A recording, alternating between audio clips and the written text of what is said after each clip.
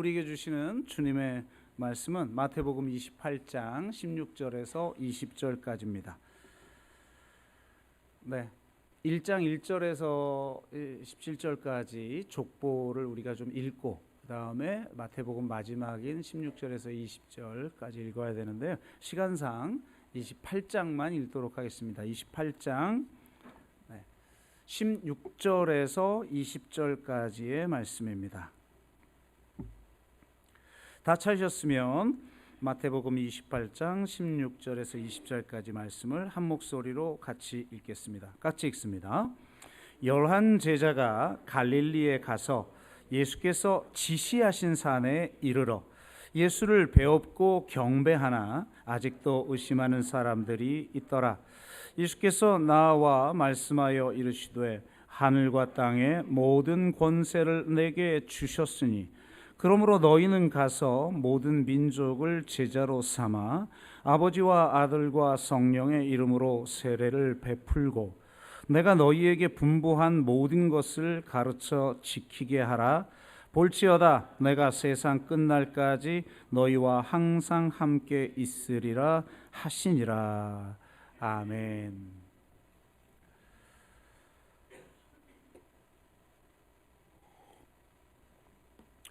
네, 사복음서의 서론과 결론을 통해 복음의 의미를 되돌아보는 시간을 갖고 있는데요. 지난번은 마가복음의 서론과 결론을 살펴보았습니다. 오늘은 두 번째 시간으로 마태복음의 시작과 결말을 살펴봅니다. 마태복음의 시작과 결말이 보여주는 복음의 의미에 대해 이야기하면서 제목을 모두가 자신의 무가치함과 싸우고 있다로 잡아보았습니다. 요즘 장안에 화제가 되고 있는 드라마 제목인데요. 저는 제대로 보지는 않았지만 제대로 다 보지는 않았지만 하도 주변에서 말이 많고 또 제목 자체가 현대인의 자화상인 것 같아서 이렇게 잡아보았습니다. 제목을 참 잘 정해야 되는 것 같습니다. 제목이 우리 세대에는 좀 공감이 잘 안 되는데 요즘 세대들은 너무나 많이 공감하고 있는 제목이라고 합니다.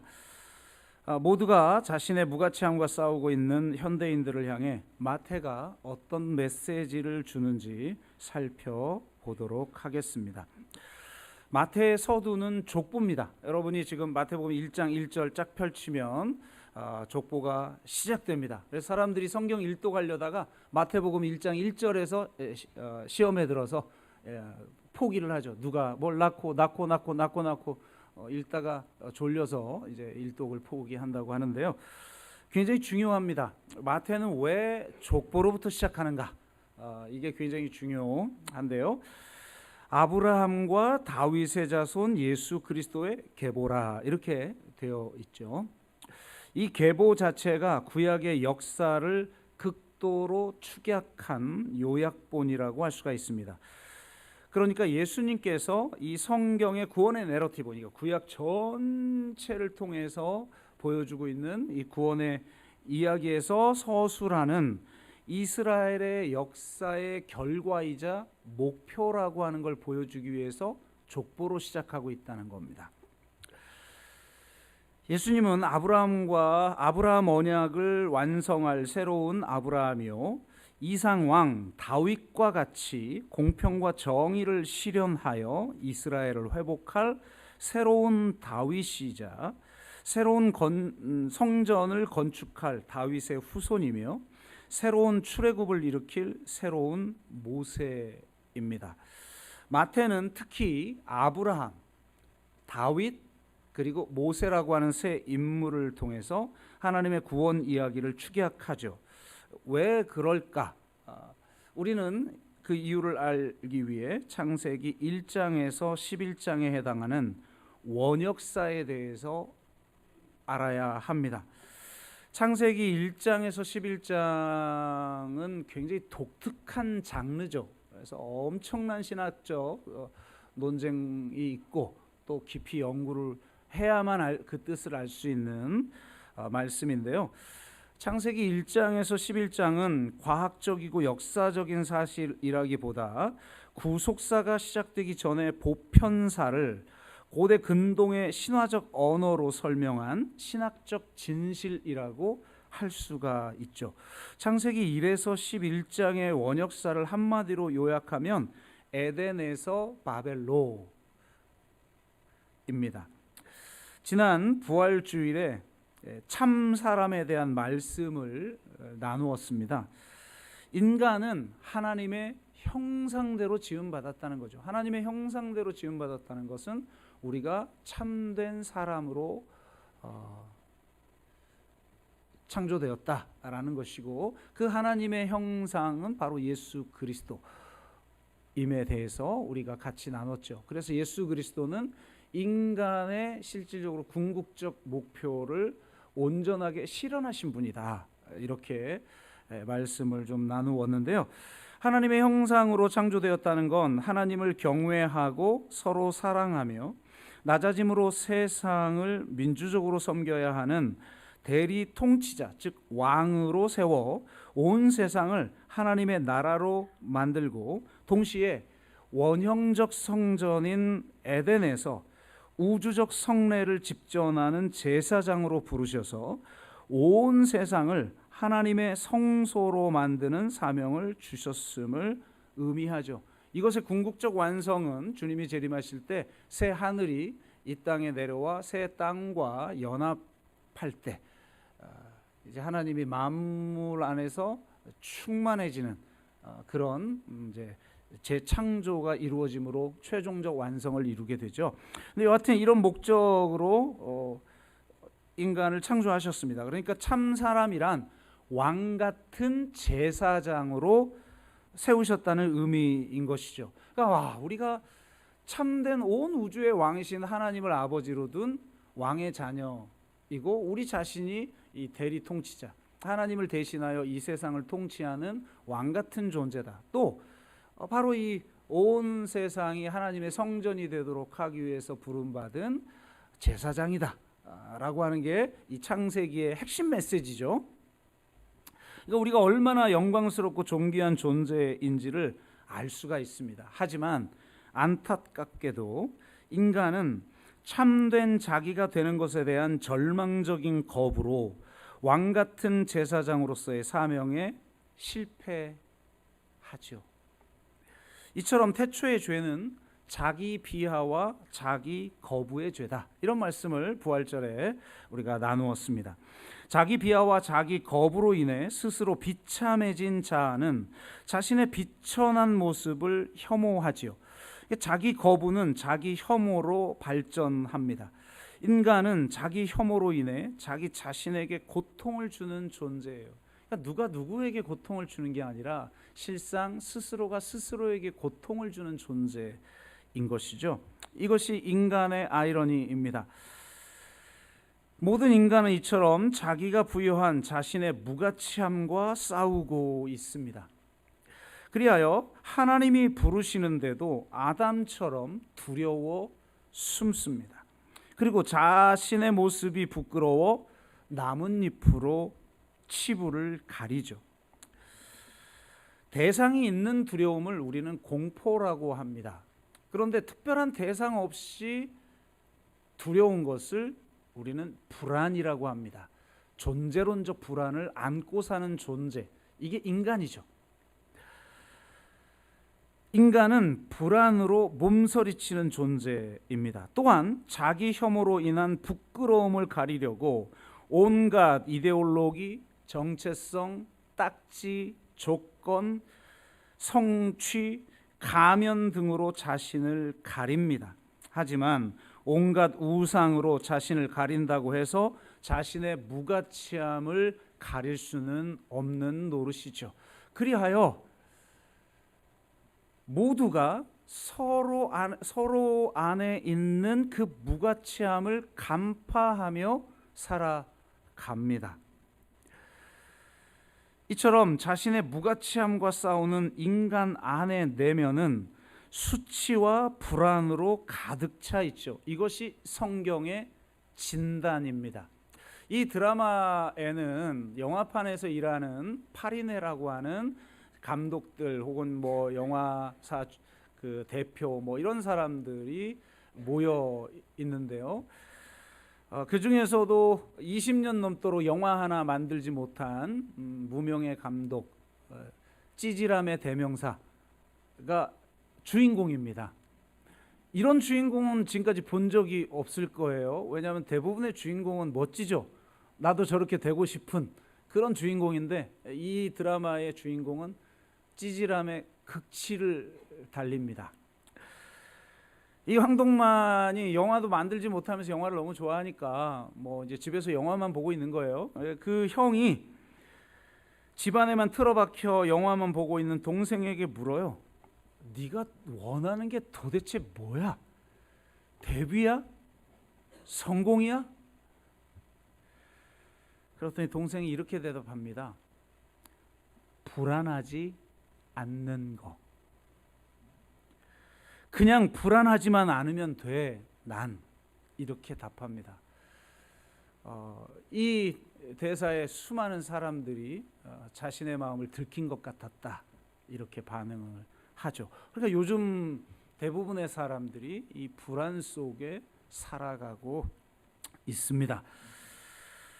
하지만 어느 누군가 성공을 통해 능력을 인정받고 사회적 압력에서 자유로울 수는 있을지 몰라도 누구도 이 존재론적 불안에서 자유로운 사람은 존재하지 않죠. 한마디로 모두가 자신의 무가치함과 싸우고 있습니다. 자신 안에 있는 수치와 불안과 싸우고 있죠. 더군다나 인간은 자기에게 고통을 주는 책임을 타인에게 투사합니다. 타인에게 전가한다, 이 표현이 좀 더 정확할 수 있을지 모르겠어요. 자기 거부와 자기 혐오의 죄를 타인에게 덮어 씌우죠.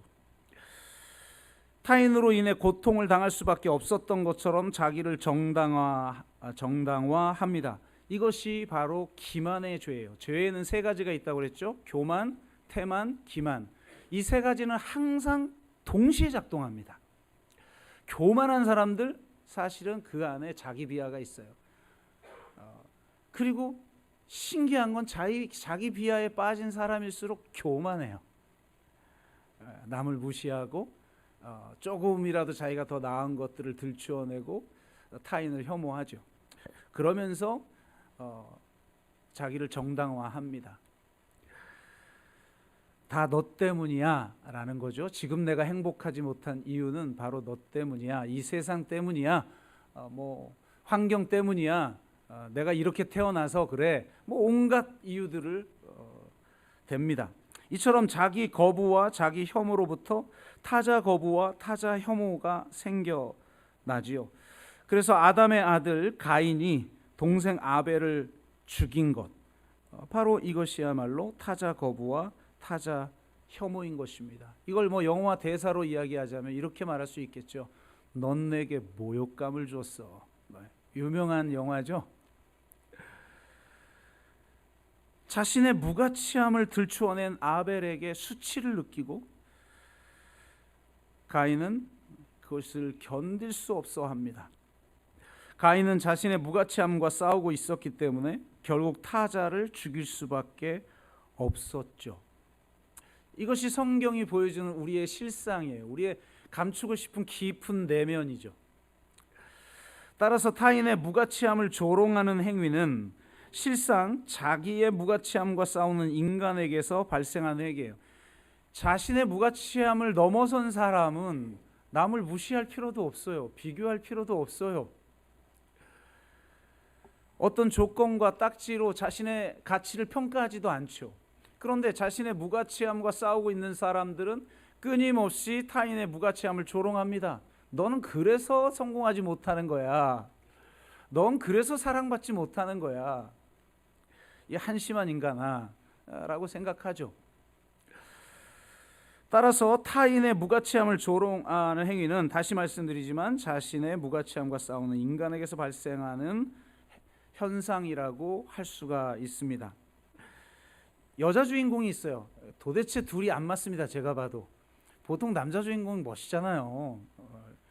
그런데 구교환이 주인공이라니 이게 있을 수 있는 말입니까? 그런데 여자 주인공은 요즘 핫한, 요즘 뜨는 불균형이 좀 존재해요. 이 남녀 주인공이. 근데 이 여자 주인공이 황동만을 사람들이 하도 싫어하니까 도대체 왜 이렇게 싫어하냐? 라고 묻습니다. 그 직원들에게. 그랬더니 한마디로 대답합니다. 무능하니까. 무능한데 그 무능함을 감추려고 깝치는 그 모습이 더 꼴보기 싫다는 거예요. 그러니까 이제 여자 주인공이 묻습니다. 무능이 도대체 뭔데요? 그랬더니 한 명이 비아냥거리면서 이렇게 대답합니다. 요리사래. 그런데 음식을 못해. 교사래. 그런데 못 가르쳐. 뭐 더 해야 해? 그랬더니 이 여자 주인공 끝내줍니다. 이렇게 반문합니다. 인간이래. 그런데 인간적이진 않아.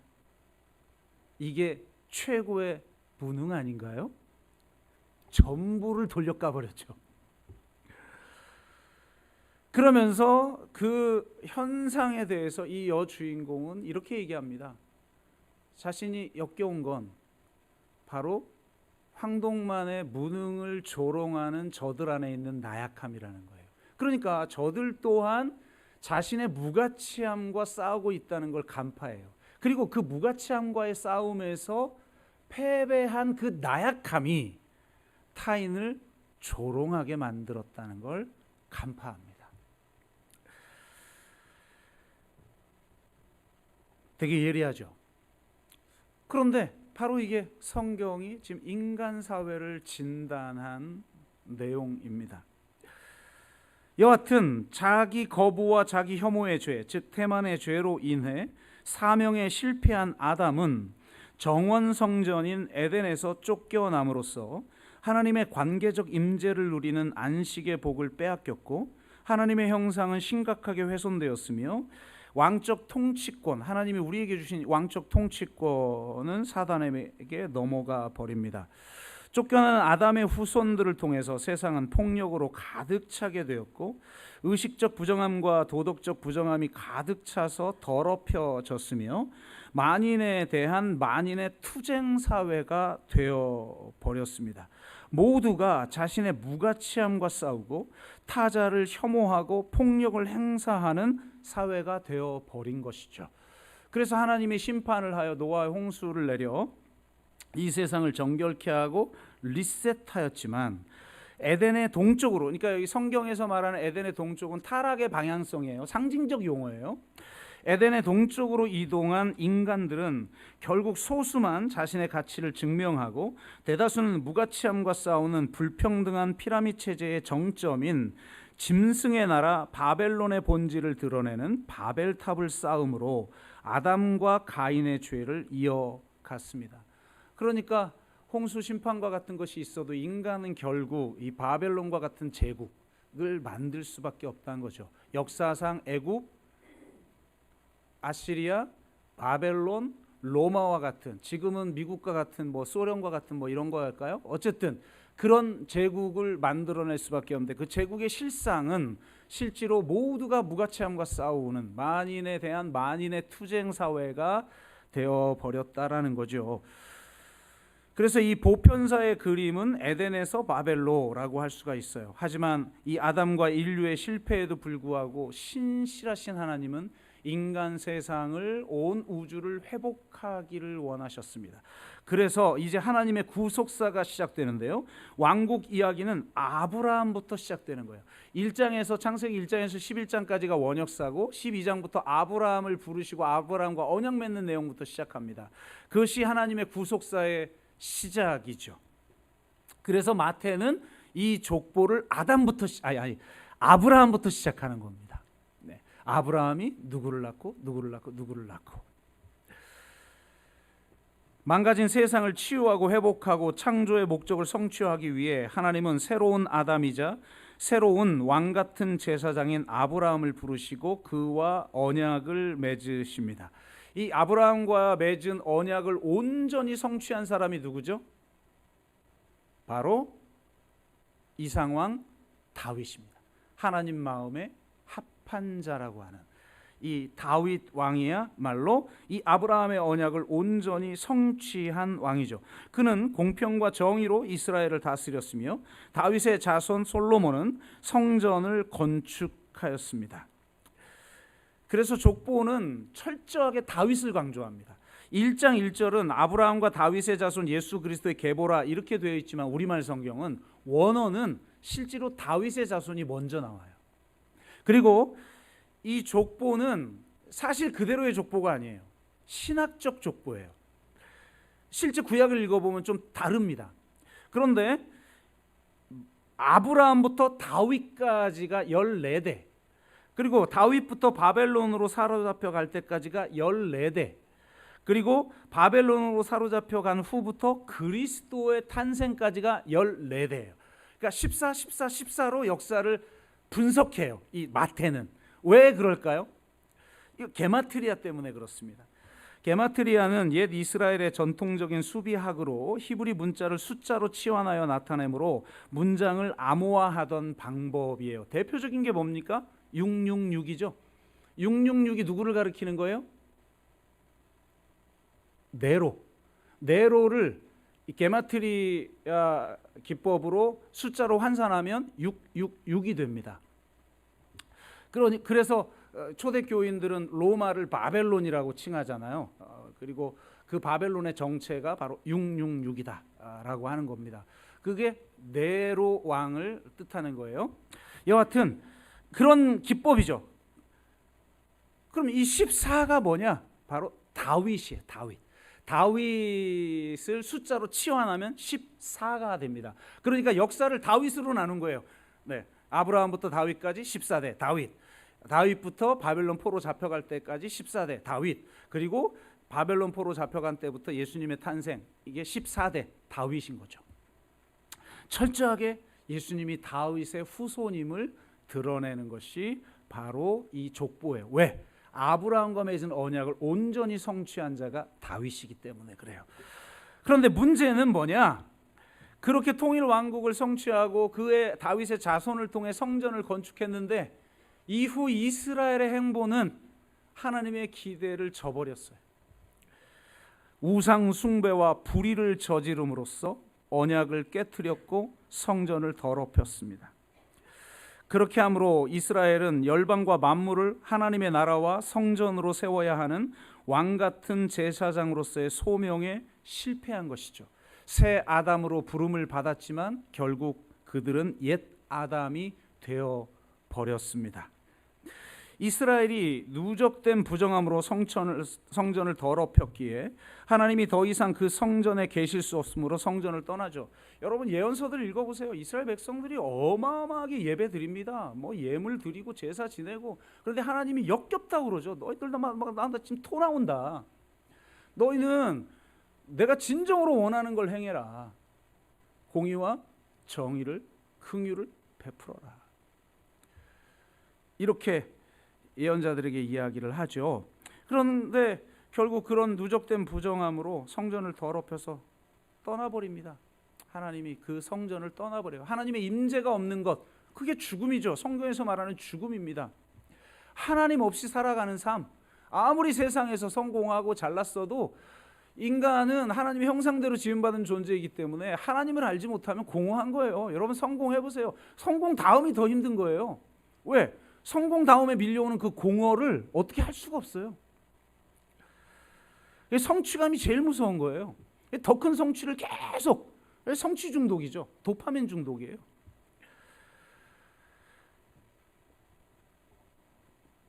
결국은 옛 언약은 파기되어 버리고 이스라엘은 나라와 성전을 잃고 바벨론의 포로가 되어 버립니다. 그들은 다시 모두가 자신의 무가치함과 싸우는 만인이 만인과 투쟁하는 사회, 즉 소수만 자신의 가치를 증명하고 대다수가 자신의 무가치함과 싸우는 불평등한 피라미드 체제로 돌아가 버렸어요. 바벨이 그랬고, 가나안을 하나님이 심판하기 위해서 아브라함과 언약을 맺었지만 아직 죄악이 관영하지 않아 400년을 기다렸어요. 왜 400년을 기다렸어요?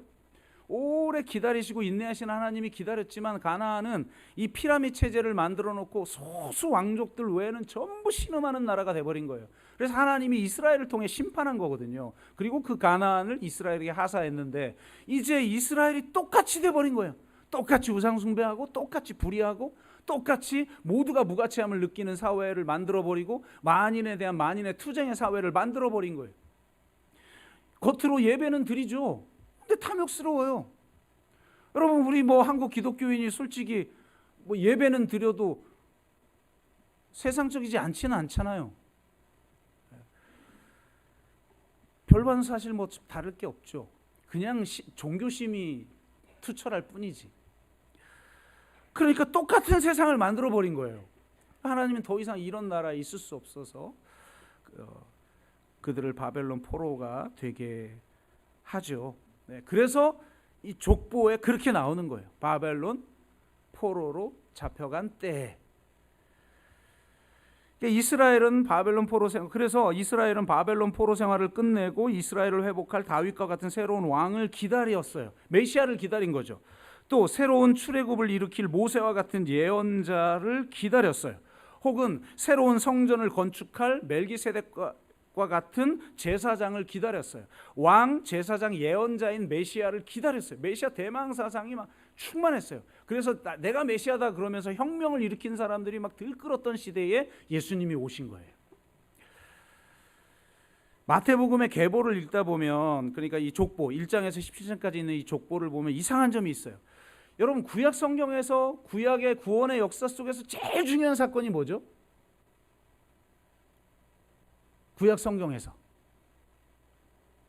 출애굽이죠. 출애굽. 그래서 하나님은 계속 예언자들을 통해서 이스라엘 백성들을 회개시키려고 계속 예언자를 보내는데 예언자가 뭐라 그래요? 나는 너희를 애굽에서 건져낸 여호와라. 나는 너희를 애굽에서 건져낸 여호와라. 계속 이걸 반복해요. 구약에서 가장 중요한 사건은 출애굽이에요.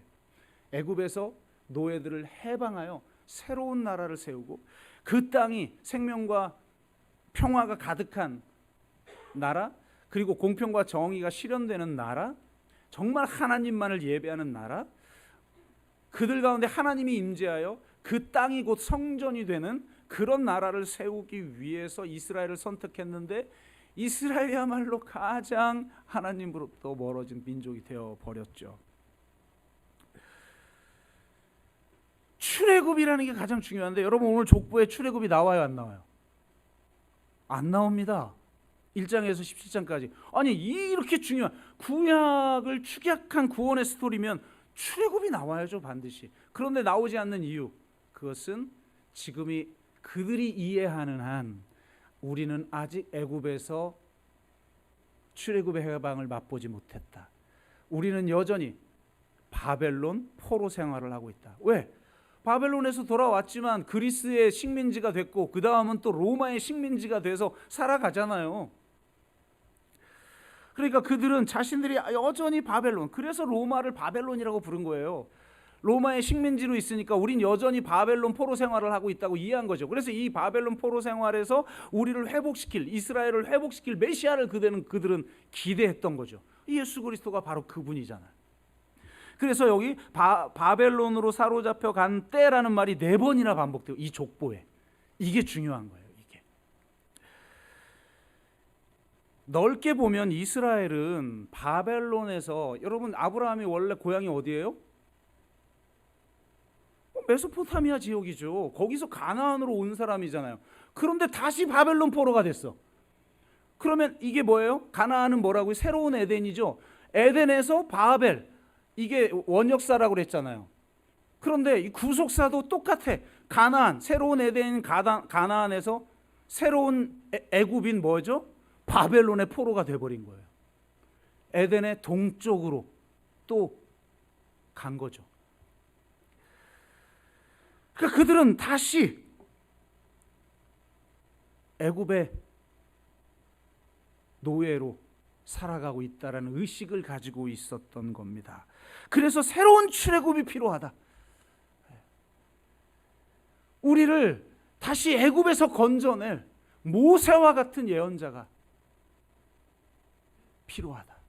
그리고 그 모세와 같은 예언자는 이상왕 다윗과 같은 왕의 자손이다. 그리고 다윗의 후손이 하는 일은 성전 건축이다. 그래서 이 땅에 손으로 지은 성전을 대체하고 손으로 짓지 않은 새로운 성전을 건축할 메시아를 그들은 대망했어요. 그러니까 지금 마가는요 주의 길이 핵심 키워드라고 그랬죠 제가. 그래서 특별한 서론과 마지막에 생략을 한 이유가 있다. 그런데 마태도 마찬가지. 마태는 도대체 왜 대입령? 우리 이거 읽었던 게 가장 마태복음의 마지막이잖아요. 왜 이렇게 끝날까? 승천이 없잖아요. 승천이. 그 중요한 사건이 신학적으로 승천은 어마어마하게 중요하거든요. 근데 승천이 없어. 복음서인데. 왜 이렇게 됐을까? 바로 우리는 서론을 통해서 깨닫는 거예요. 지금 이 예수 그리스도를 아직 이 애굽의 노예로 살고 있는 우리들, 여러분 죄의 노예, 서로의 무가침함을 조롱하면서 자신의 무가치함과 싸우고 있는 참 이 초라한 세상, 이 세상을 바꿔줄 메시아를 대망한 거죠. 새로운 모세. 그래서 마태의 서론은 예수 그리스도가 새로운 모세다를 밝히는데 모든 에너지를 쏟아요. 그래서 정확하게 출애굽의 이야기 구조를 그대로 가지고 와요. 자 보세요. 마태복음은 족보 이후에 예수님의 탄생 이야기라는데 탄생의 소식을 듣고 어떤 일이 벌어지죠? 헤롯 왕이 영아를 다 죽여버리라고 명령합니다. 이 얘기가 어디 나와요? 모세의 탄생 사건에 나오죠. 출애굽기 1, 2장에 보면 바로가 어린아이들 다 죽이라고 하죠. 그 겨우 피해서 갈대 상자의 나일강에서 그렇게 살아난 거 아닙니까? 모세가. 그 이야기가 그대로 나와요. 그리고 나서 이스라엘이 홍해를 건넙니다. 여러분 신약에서 홍해를 건넌 사건을 뭐라고 표현하죠? 세례라고 표현하죠. 세례. 왜? 애굽의 노예였던 정체성이 그 홍해를 건너면서 다시는 돌아갈 수 없는 거예요. 끝장난 거예요. 내 자아가 죽은 거예요. 이제 진정한 자유인이 된 거예요. 죄의 노예로 살지 않고 우리는 자유인이 돼서 살아가는 거죠. 그게 세례예요. 내가 죽고 그리스도와 함께 살아나는 거죠. 그래서 홍해 건넌 사건이 나오는데 예수님 탄생 사건 다음 나오는 사건이 뭐죠? 예수님의 세례 사건이에요. 그럼 홍해를 건넌 다음에는 뭐가 나옵니까? 이스라엘의 광야 생활이 나오죠. 시내산에 도착하기 전까지 이스라엘 백성들이 막 원망하고 하나님 시험하고, 여러분 마태복음에 나오는 예수님을 시험한 세 가지 사건이 나오는데 그 세 가지 사건의 그 본문이 다 홍해와 시내산 사이에서 발생한 사건이에요. 그런데 이스라엘은 거기서 실패하죠. 불평하고 원망하고. 그런데 예수님은 세례를 받은 후에 광야로 끌려가셔서 거기서 사단의 시험을 받지만 이기십니다. 아멘. 그러니까 원래 이스라엘이 성취했어야 할 그 승리, 그 성취, 그것을 예수님이 거기서 성취하시고 승리하신 거죠. 진짜 하나님의 뜻이 무엇인지를 이겨낸 거예요. 그 뜻을 성취하기 위한 삶으로. 그리고 그 뜻을 성취하는 방식까지도 세상의 힘, 돈, 권력이 아니라 십자가로, 낮아짐으로, 자기 희생으로, 섬김으로 하나님의 나라를 이 땅 가운데 건설하고 이 세상이 하나님이 임재하는 하나님의 성전이 되도록 하는 그 일을 주님이 하시기 위해서 오셨잖아요. 그래서 사단의 유혹을 이겨냅니다. 그리고 나서 시내산에 도착하면 모세가 하나님의 율법을 받아 산에서 이스라엘 백성들에게 율법을 선포하죠.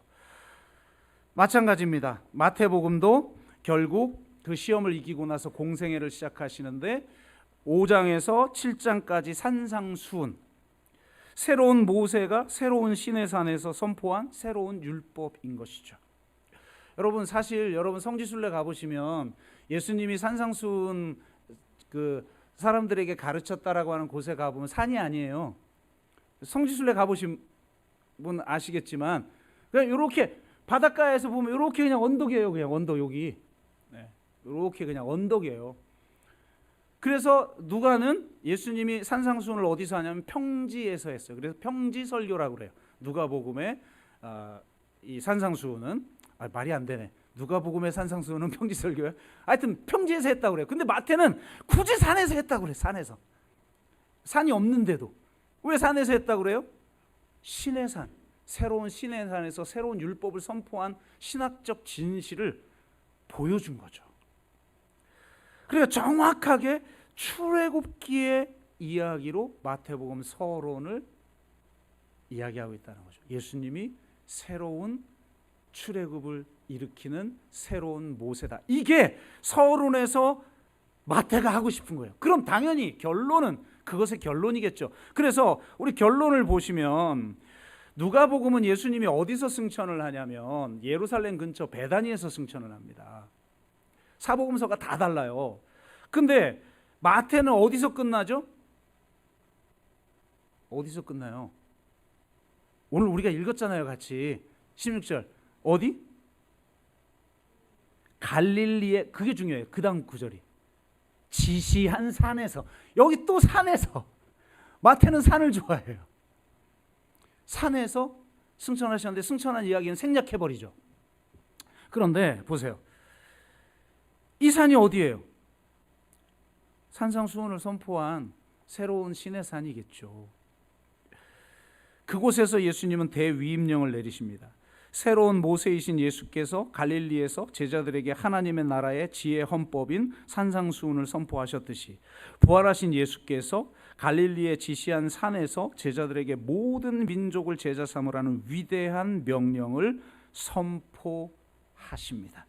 모세가 후계자 여호수아를 임명하면서 자신의 모든 권한을 위임하고 이스라엘 백성들에게 율법의 모든 말씀에 순종하라고 고별 연설을 한 것처럼 새로운 모세이신 예수께서는 자신의 권세를 제자들에게 위임하며 모든 민족을 제자 삼아 모든 말씀을 가르쳐 지키게 하라고 명령하십니다. 바로 고별 연설 겸 선교적 위임을 하시는 거죠. 그러니까 철저하게 지금 새로운 모세로 위임하는 거예요. 그런데 보세요. 이 제자들이 누굽니까? 다른 사람은 다 배반해도 나는 배반하지 않을 겁니다. 그랬던 베드로는 3번이나 부인합니다. 또 예수와 함께 죽으러 가자 당당했던 도마 포함하여 11제자가 예수를 배반합니다. 또 한 제자는 아예 예수님을 팔아버립니다. 너무나 못난 제자들이죠. 그래서 심지어는 예수님이 부활해서 그들에게 나타나요. 와, 예수님이 죽지 않고 부활할, 얼마나 놀랐겠어요, 여러분. 생각해 보세요. 이 당시에는 죽은 자가 부활하는 걸 믿지 않았어요. 죽은 다음에 마지막 종말 때나 부활한다는 생각을 가지고 있었지, 지금 누군가가 부활한다는 거 있을 수가 없다고 생각했는데, 그것도 예수님이 부활해서 자신들 앞에, 그것도 배반한. 그러니까 예수님이 부활한 게 복된 소식이 아닐 수 있다니까요. 내가 배반했는데 배반한 분이 사라졌으면 모르겠는데 다시 나한테 나타나.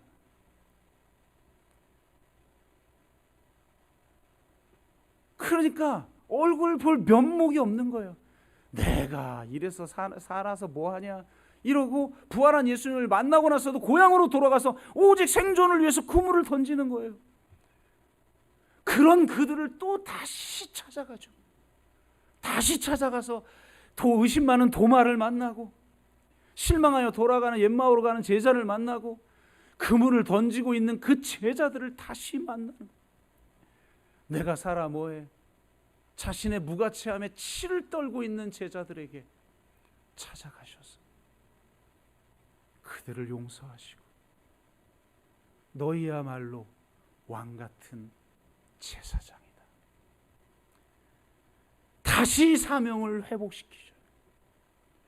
다시 기회를 주시고 다시 시작하게 하시고 그들의 정체성이 왕같은 제사장임을. 그래서 예수님을 3번이나 배반한 베드로가 자신의 베드로 전서에서 우리를 향해서 뭘 하고 말합니까? 너희는 왕같은 제사장이라. 다른 누가 한 말이 아니에요. 요한계시록과 베드로전서에 있는 말이에요. 왕 같은 제사장이라.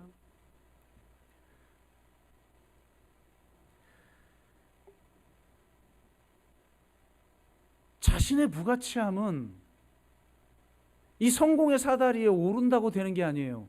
성공의 사다리에 내면적 구조가 가지고 있는데 내가 성공했다고 쳐요. 만족스러워요? 만족할 수 없게 만드는 사단의 괴계에 우리가 빠지는 거예요. 몇몇 소수는 그래 저기 핫바리들 자기 자신 무가치 가지고 싸우는 거 무시하면서 살아갈 수는 있겠죠. 진정한 행복이 없고 진정한 안식이 없고 진정한 만족도 없고 진정한 삶의 의미도 없어요. 내가 하나님을 만나 십자가의 사랑을 경험하고 내가 정말 왕 같은 제사장이구나.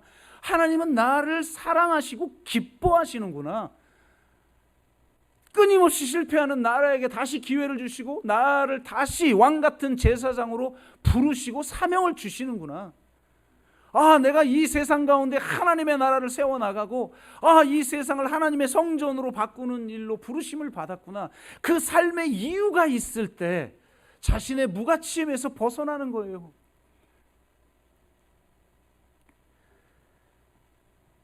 바로 그 메시지를 지금 우리에게 마태는 던져주고 있는 것입니다.